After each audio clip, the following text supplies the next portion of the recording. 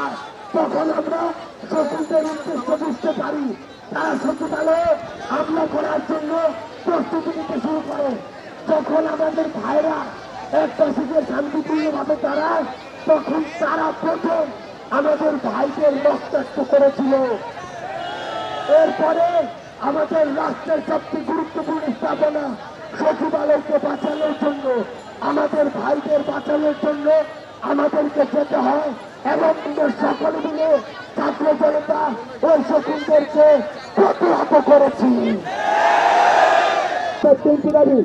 এক নম্বর দাবি, যেসব ভাইয়েরা আহত হয়েছে তাদের সকল চিকিৎসার ব্যয় সরকারকে বহন করতে হবে।